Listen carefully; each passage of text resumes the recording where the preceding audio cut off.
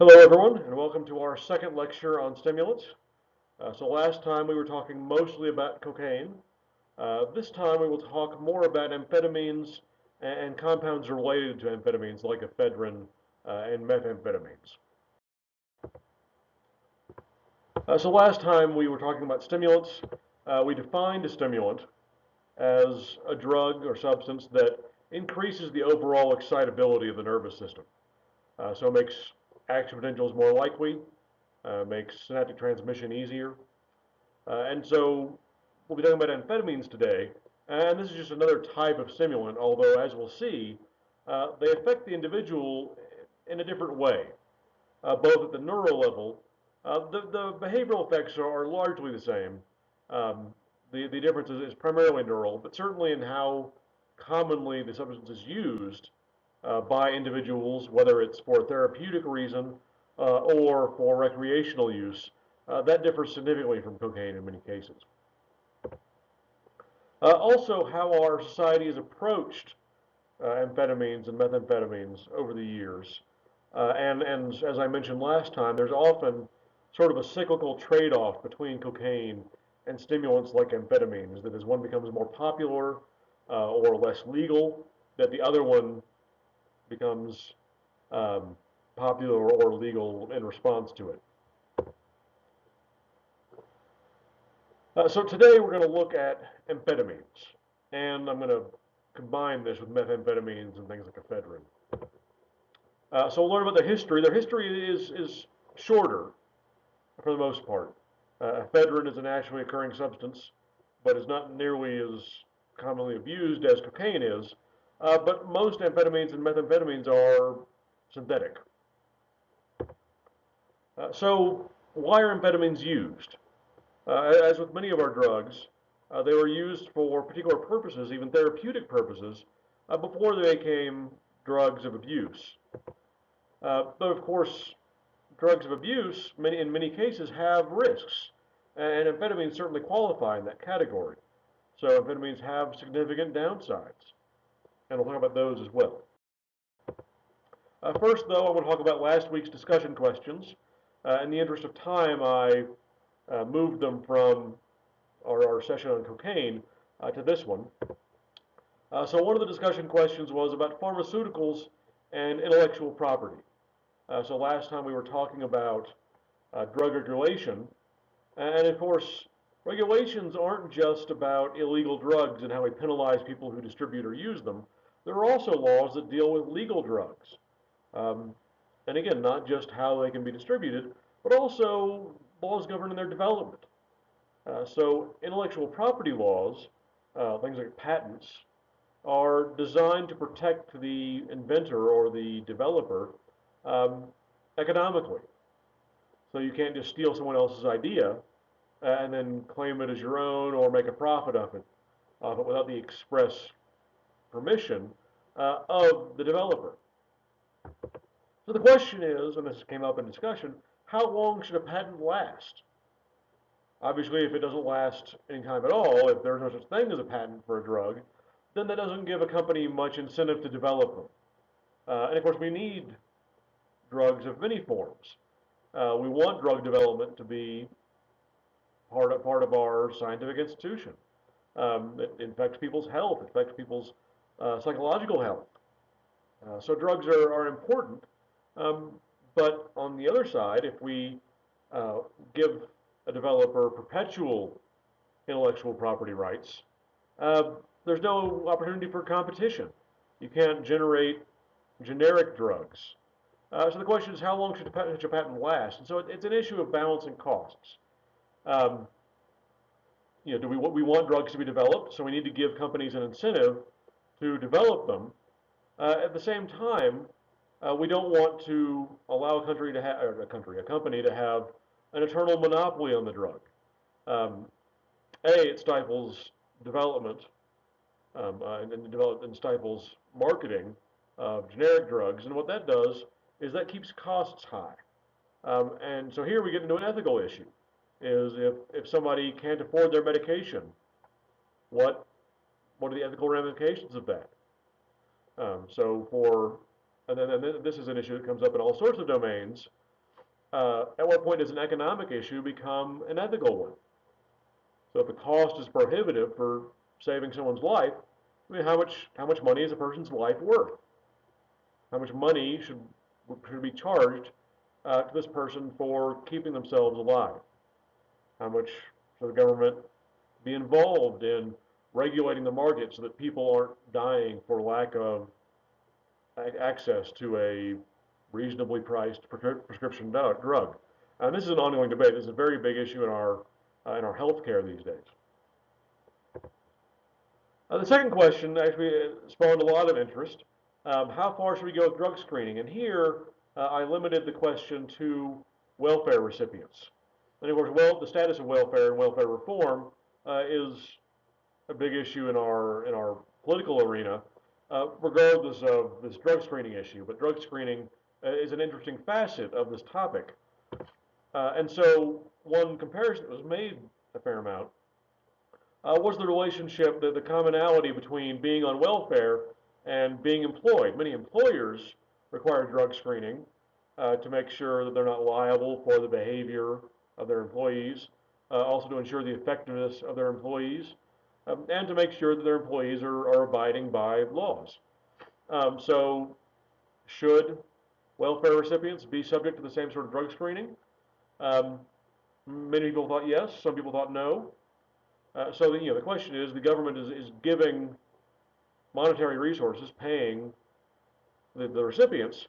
Does the government then also have the right to drug screen the individuals, to make sure they're complying with drug laws as sort of a quid pro quo?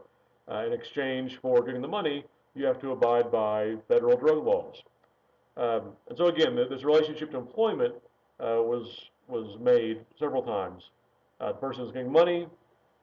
Does the government have the right to drug screen them the way that an employer does? Of course, there are different laws for governments and for companies already, but there are also parallels between making money from the government and making money for a company. There was also an issue of timing. So how do you effectively introduce drug tests? Obviously, if you time drug tests regularly, they become easy to anticipate, so someone can stop drug use in time to get a negative test result, and then resume drug use if they wish. So how are these tests timed? And it's important to differentiate among the levels of use. So are we really trying to look at somebody who's a regular user, who's dependent on the drug? Are we trying to really crack down on occasional users as well? So is that a distinction that we need to make? That's an important question. And of course, what are the costs of screening? And here I mean not just economic costs, although those are non-trivial, but also social costs. So by drug screening individuals, are we stigmatizing individuals? And of course, welfare is, by definition, aiding those of lower socioeconomic status.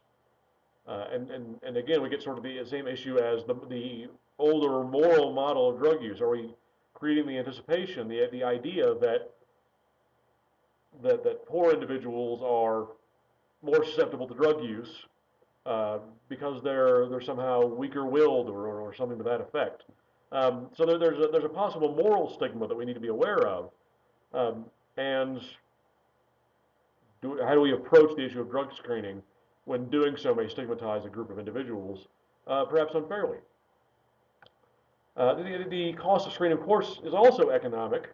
It costs a lot of money to pay people to go around, perform drug screenings, analyze the results for each individual, and then enforce it. And the numbers suggest that there really aren't that many people on welfare that are also using drugs.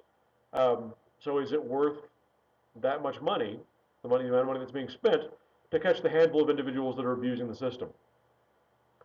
That is an open question. So there again, we have a balancing of costs issue, both social costs and economic costs, and people brought this to light. It was a very lively, good discussion, I thought. Finally, we have the dietary supplements and the role of the Food and Drug Administration in regulating dietary supplements. To what degree should the FDA? regulate dietary supplements. And people came down on the issue of yes, they should.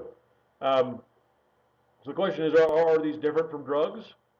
Uh, if they are, how are they? Because drugs are anything that affects the body, and of course in this class we're really concerned with affecting psychological function. Um, so if they are different from drugs, that means they don't affect psychological function. So what are they really doing? So that becomes an issue of what are these dietary supplements claiming? What do they actually do? If they don't do anything, is it ethical for these companies to promote these products and sell them? If they do something, then what do they do? And if they do something to the body or the brain, then doesn't that put them more in the domain of what the FDA should be regulating? Um, again, that's an open question, but again, we come into an economic issue. It costs money to run clinical trials and regulate drugs, and is it worth the cost of regulating a substance whose effect is minor at best? Uh, and then there's recognized, people in the discussion recognize that this can be a costly process. Maybe if something really doesn't do all that much, or if the results are unclear, do we care that much about regulating the substance? Um, so that's why dietary supplements currently occupy this sort of gray zone. It's not clear what they do. It's not clear how many resources we should spend on finding out what they do. And the FDA is frankly already kind of busy evaluating all the drugs that have been developed for particular problems and diseases. Okay, so as always, great discussion. This was the first week in which I split you into groups, so you will keep those groups for the next couple weeks. I will announce when the groups are changed.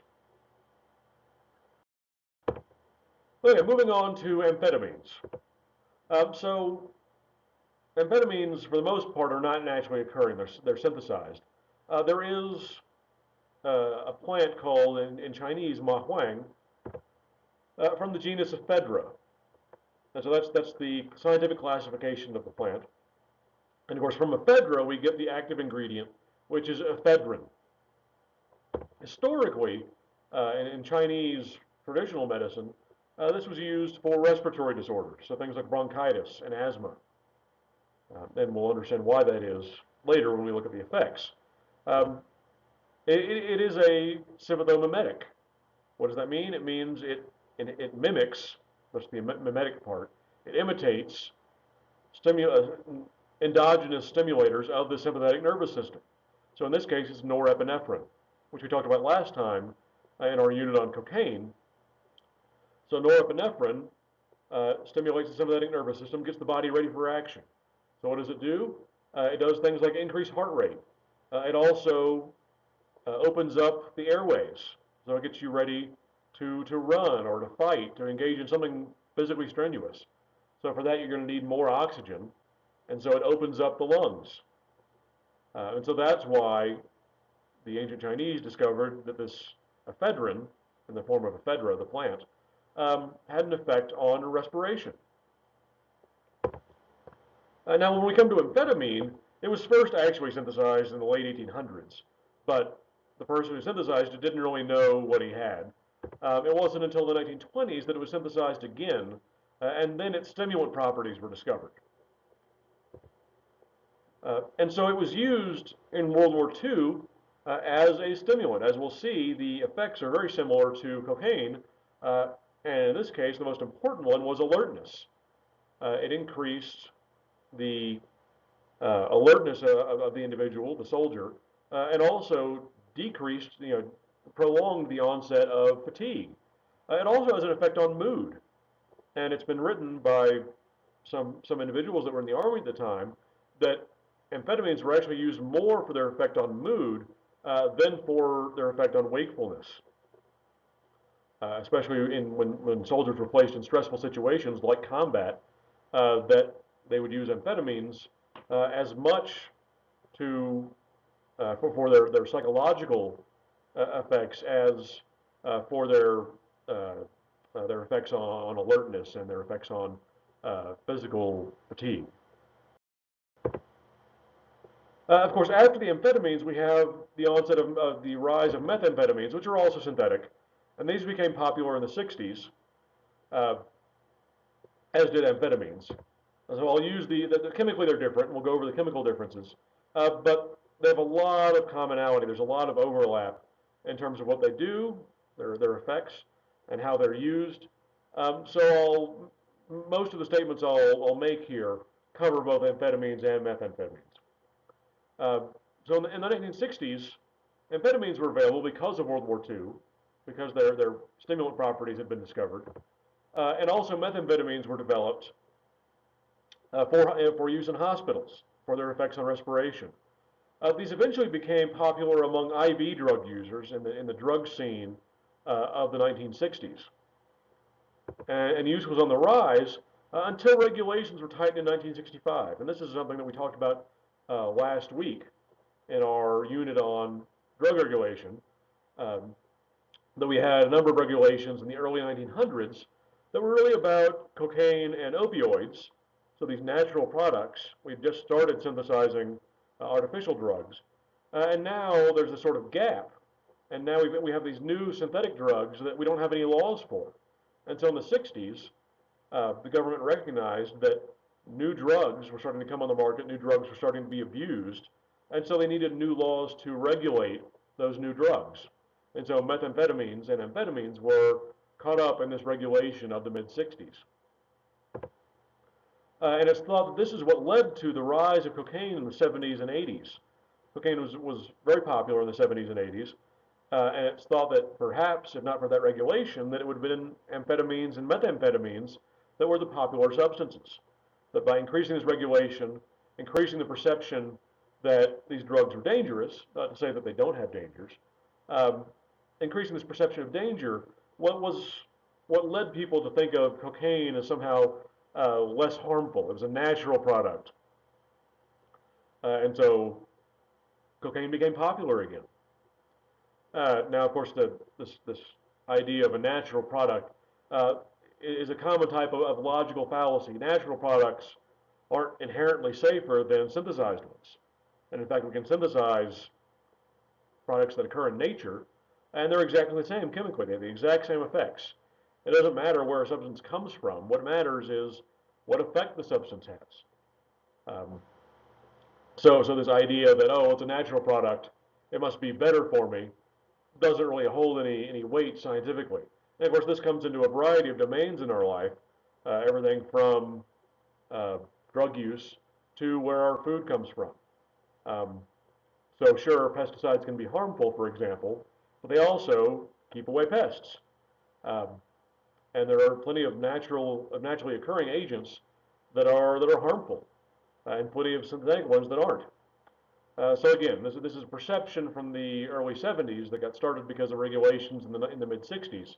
But we see this cycle of popularity, this change in popularity between amphetamines and cocaine. As many of us have noticed, amphetamines have become more popular, not more popular than cocaine, as we'll see, but amphetamines have come on the rise again since the decrease in popularity of cocaine in the 70s and 80s. So methamphetamine is easier to synthesize than amphetamine itself, which makes it easier to synthesize in private residences. So private individuals, not just companies, can make methamphetamines in what are often referred to as meth labs. The thing is that they're not easier to synthesize well. So methamphetamine also has a bunch of impurities in it because they're created using household chemicals by people who aren't professional chemists. And they're also not easy to synthesize well in the sense of not easy to synthesize safely. They involve volatile chemicals, which is why you see headlines about meth labs catching on fire or exploding. There's a lot of different chemicals. There are a lot of different chemicals involved in manufacturing methamphetamine. And one of the most popular forms of methamphetamine is methamphetamine hydrochloride, which is shown here, and often referred to as crystal meth or ice.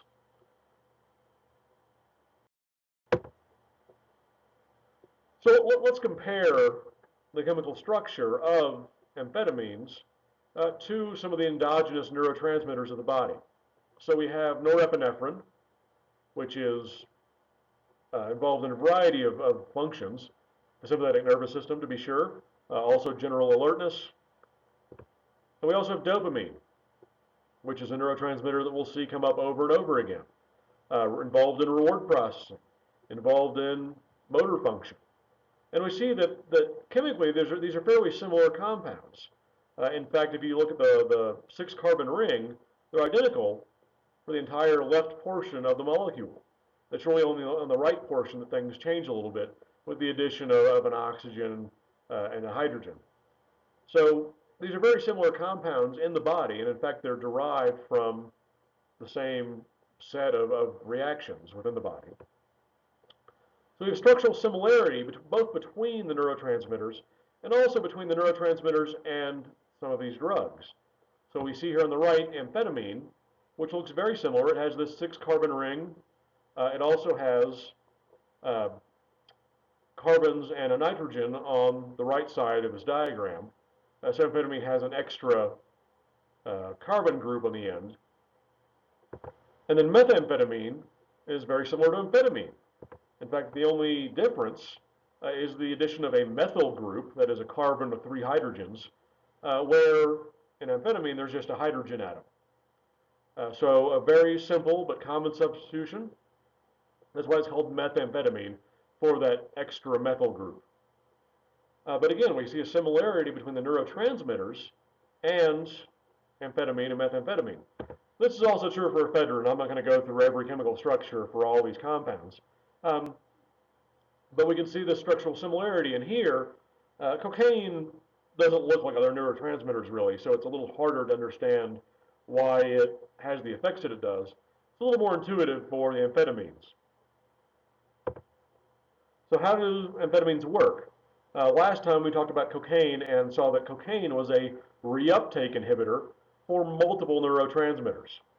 So that is, the cocaine keeps neurotransmitter from being vacuumed back up into the presynaptic neuron. So it really limits the time the neurotransmitter has in the synaptic cleft.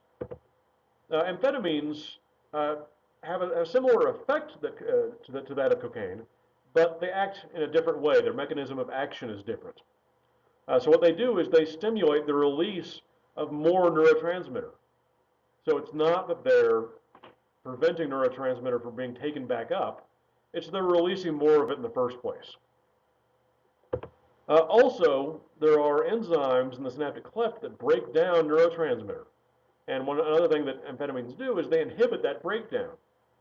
So again, a different way of working than cocaine, but the point is that in both cases, you end up with more neurotransmitter out in the synaptic cleft for longer. So you can get more stimulation of that postsynaptic neuron, and that's what makes it a stimulant. Okay. Again, here I'm using amphetamines and methamphetamines in sort of one big group. So what do? Well, in the short term, they increase alertness and energy level just like cocaine does. In sufficient quantities, you can also get a sense of euphoria, that is a high, and this is, for recreational users, often what the use is intended to produce. In sufficient quantities, you can also get paranoia even in the short term, just like you can with cocaine, although paranoia in both cases is more common for long-term use. You can get it in short-term use. For chronic effects, you have, again, very similar effects to those of cocaine. You have potential dependence, which took us a long time to figure out because there aren't obvious withdrawal symptoms. But you do have the development of tolerance, so the individual has to take more of the drug or take it more often in order to get the same effect. Again, you have the possibility of stimulant psychosis, and this is thought to be moderated by the dopamine system. So you have an increase in dopamine levels, and you have the possibility of the appearance of psychotic symptoms, so a dissociation from reality. And this often goes hand in hand with paranoia. One question that was sparked by the development of amphetamines is, do they cognitively enhance an individual? So if they make you more alert and they help increase someone's attention, they can focus better. So does this make people smarter? And the answer is not really. it increases attention, and it does make people quicker at accomplishing simple tasks.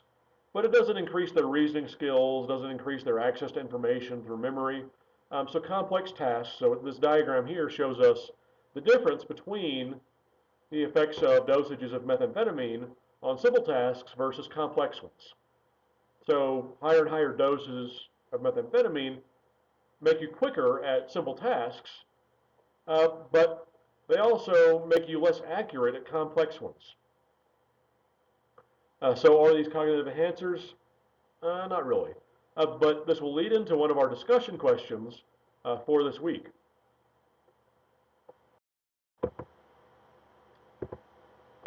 So what are the uses of methamphetamines? And amphetamines and methamphetamines have more legitimate uses currently than cocaine does, and even over recent history. So originally, they were used by the Chinese for respiratory ailments, and so one of the first uses of amphetamines uh, were as inhalers. So for bronchodilation, so for asthma, or even something as simple as the common cold, to open up those airways. Also for the treatment of narcolepsy, which is a disorder in which the person can't control their wakefulness. They fall asleep repeatedly and suddenly throughout the day. And so amphetamines they keep you awake.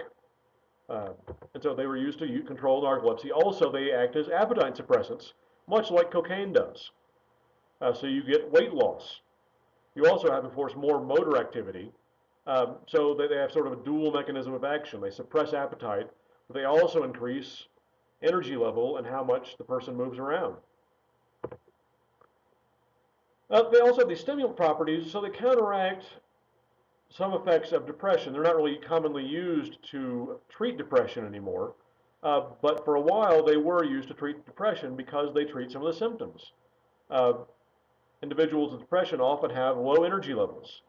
They often sleep more than the average individual does. So amphetamines increase wakefulness, increase alertness, increase locomotor activity and energy level. But to a certain degree, they're treating sort of the downstream behavioral symptoms and not what we think of as the more important symptoms of depression, which are the psychological ones. Most commonly now, and most controversially, they're used to treat attention deficit disorders. So ADD and ADHD, which is the hyperactive version of the disorder. And here it's a little mysterious currently why a stimulant is effective at promoting attention and focus and helping with hyperactivity.